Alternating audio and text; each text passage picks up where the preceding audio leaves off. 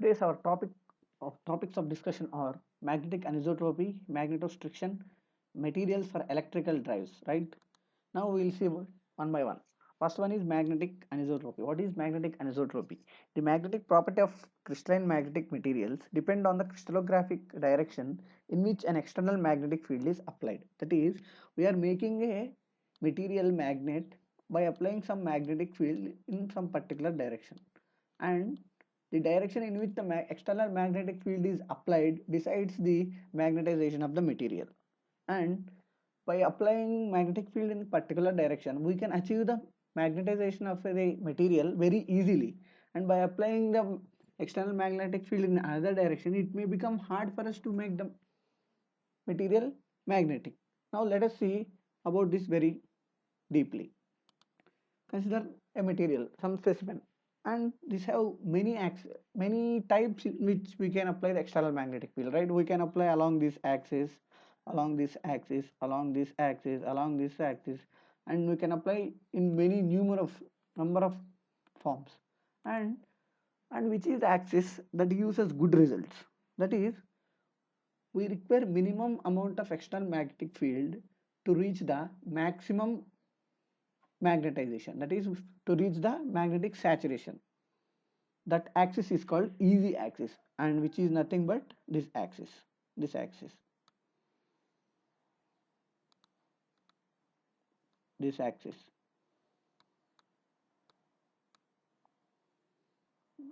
If I apply the magnetic external magnetic field along this axis, then it will be easy for the material to get magnetized. How means, see, if I apply the magnetic field along this axis, the coverage of the material will be maximum, right? This complete base area will be covered. If I apply from down to this direction, that is parallel to this axis, then the magnetic lines of force which are present in this area are completely covered by this material. That is, by having very small amount of magnetic field, we can achieve the magnetization of the material. So this axis is called easy axis.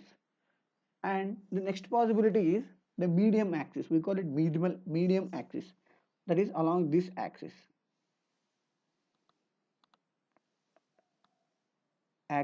which joins the endpoints of, that is diagonal of a face, this axis. If I apply the magnetic field along this axis, then magnetization will also be good, and this axis is called medium axis.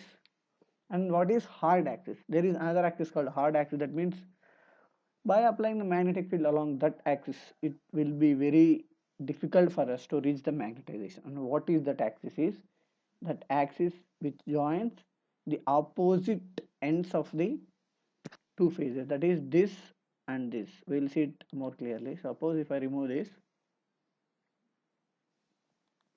and if the axis is this, endpoints of two phases, that is diagonals of complete cuboid, and this is called hard axis. See, if you see from this direction, it will be clear.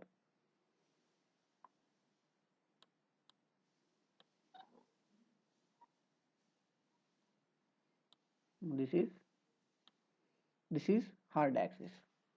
Thus we have completed the magnetic anisotropy. You know, ferromagnetic materials will change their dimensions when they are placed in external magnetic field, and that effect is decided by magnetostriction. So we can define magnetostriction as the effect that describes a change in dimensions when a ferromagnetic material is exposed to magnetic field. So if I place a ferromagnetic material in external magnetic field, its dimensions are going to change.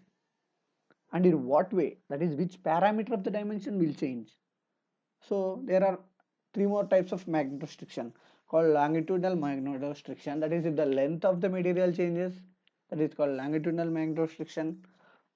And transverse magnetostriction, that is change in the dimension perpendicular to the applied field. That is, if I apply the field in this direction, and if the change is in this direction, change of the dimension is in this direction, this is called transverse magnetostriction.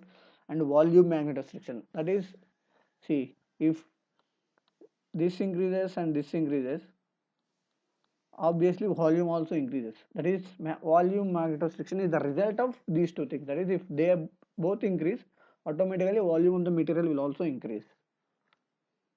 We have finished magnetostriction also. Now we go for the materials for electrical types. There are two types of material called soft magnetic materials and hard magnetic materials. Soft magnetic materials are very easy to be magnetized. We require very less amount of external magnetic field to make the soft magnetic materials magnetized. That is, we can arrange the dipoles that are present in the material easily along the direction of external magnetic field. Those are called soft magnetic materials. And hard magnetic materials are those which require very much large amounts of external magnetic field to reach that magnetization. And in the last videos we have seen that hysteresis loop.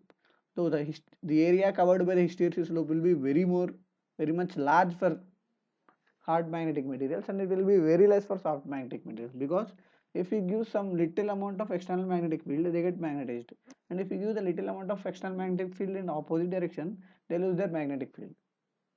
Those are called soft magnetic materials. Name itself says. Thank you. If you like the video, please subscribe.